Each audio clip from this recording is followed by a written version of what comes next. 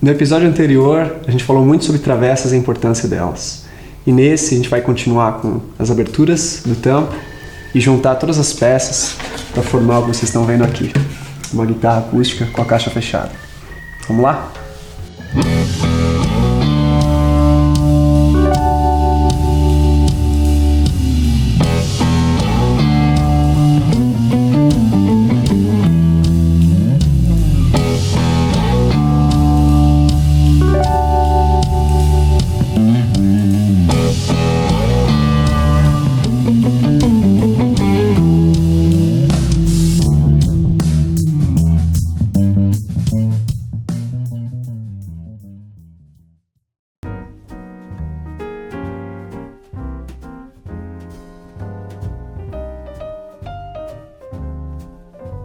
Agora que o tampo está pronto, eu posso deixar ele de lado para seguir com as outras partes do processo que formam a caixa acústica.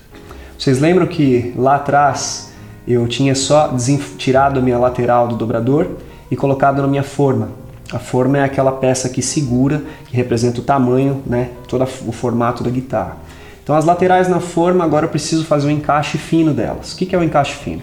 O encaixe fino é que eu tenho que acomodar a lateral certinha na silhueta da guitarra. Se eu fizer isso, eu garanto que as guitarras vão ter o mesmo visual. Eu já falei mais de uma vez isso é muito importante para mim e é um trabalho que tem que ser feito com muito cuidado, porque eu não posso acumular tensão nas laterais. As laterais são lâminas de madeira muito finas e uma vez que eu forço elas a ficarem numa posição que elas não querem ficar, elas sempre vão ficar com aquele efeito mola, né, que na mecânica é muito falado sobre isso, e eu não posso exagerar, eu tenho que encaixá-la com o máximo de cautela e cuidado e precisão para que ela realmente corresponda ao formato.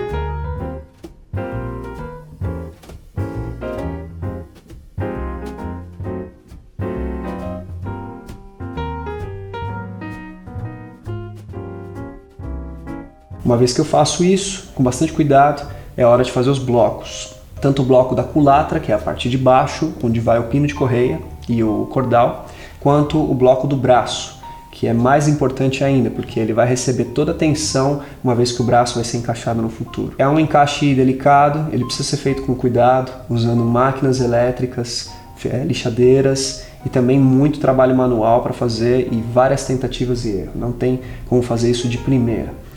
Cada lateral acaba ficando com formato, mesmo tendo a forma, elas têm sua diferencinha, não tem como escapar disso, porque é um processo feito à mão. Uma vez que eu finalizo o formato desses blocos, eu sei que eu vou prensá-los e vou colar eles exatamente onde eles devem ficar.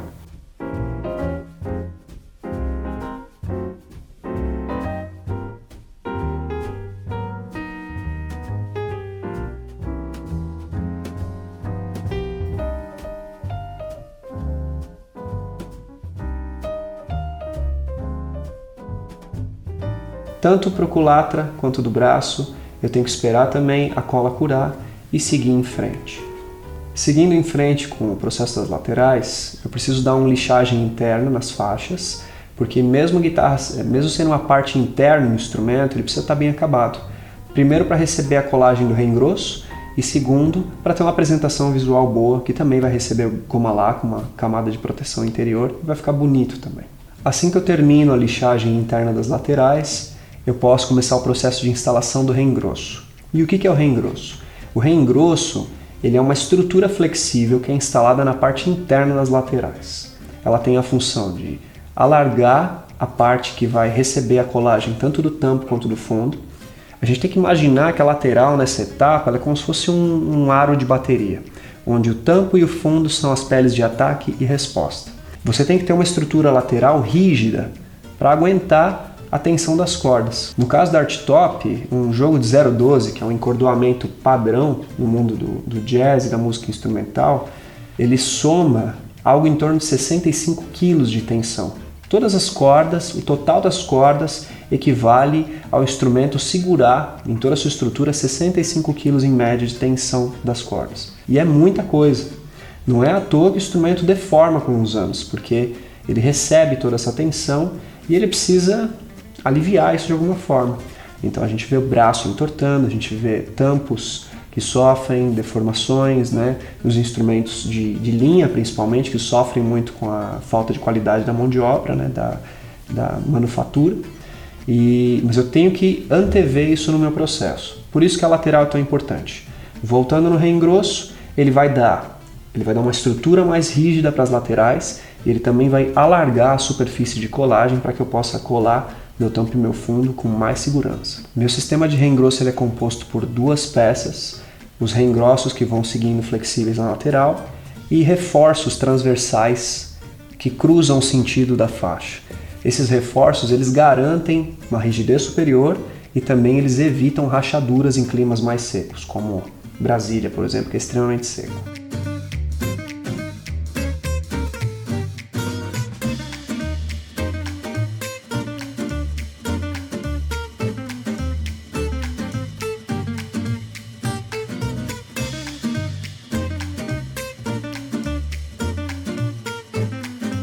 Uma vez que eu instalo o regrosso em todo o perímetro da lateral interna, eu preciso nivelá-los uma vez que a cola seca. Eu nivelo com tacos de lixa especiais que vão garantir o plano de colagem, que ele não pode ter nenhuma distorção.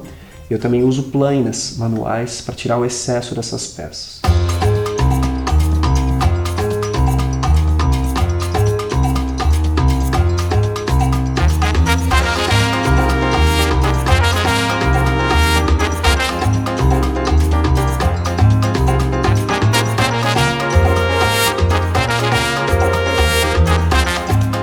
Tudo deve ser feito com cuidado, porque quanto mais eu adiciono rigidez à lateral, mais fácil ela vai querer quebrar, mais fácil ela vai querer trincar.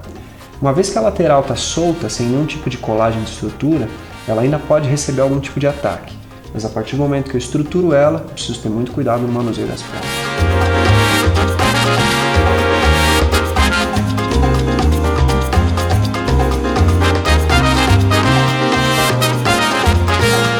Uma vez nivelado, as laterais elas estão prontas para receber o fundo. E é hora de voltar no fundo que ficou preparado anteriormente e colar o fundo nas laterais.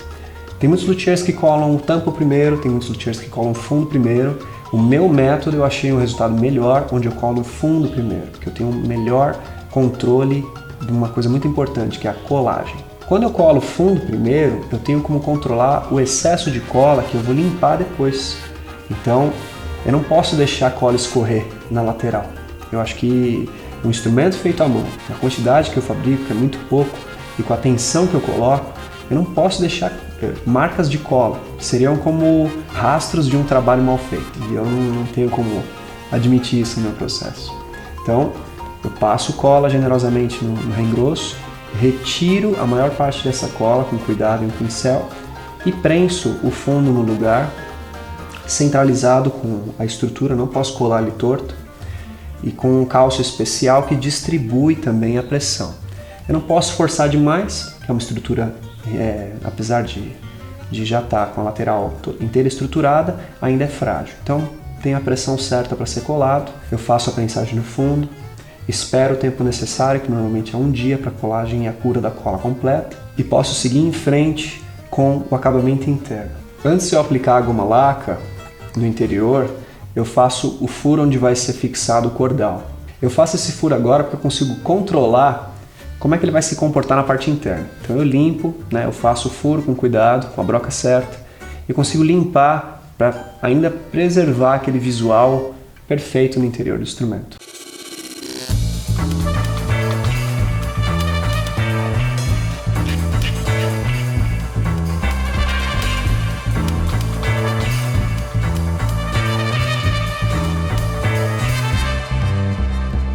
Uma vez que esse furo está feito, eu posso então, finalmente, adicionar o tampo a essa receita especial que é a caixa acústica e formar o conjunto todo.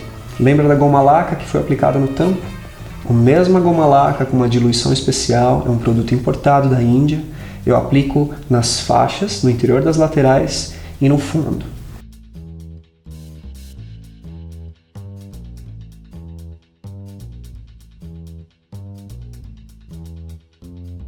Agora também uma parte muito legal que a gente descobre quão bonita é a peça. É o primeiro ensaio de beleza da peça, da madeira que você escolhe, da madeira que vai ser usada para o projeto. E a goma laca ela traz aquela beleza do veio, né? Então é um ensaio do verniz. Além de proteger, ela também mostra a beleza natural da madeira. E eu aplico ela em generosas demãos, finas, não adianta eu aplicar muito grosso, que eu vou prejudicar o instrumento. E aplico ela na medida certa para proteger e embelezar o instrumento.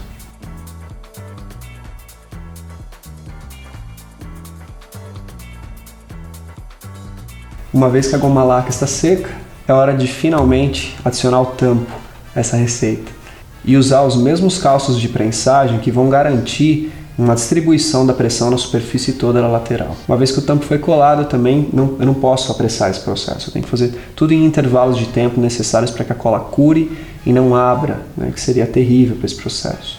Eu espero o tempo certo e consigo seguir em frente com a caixa fechada.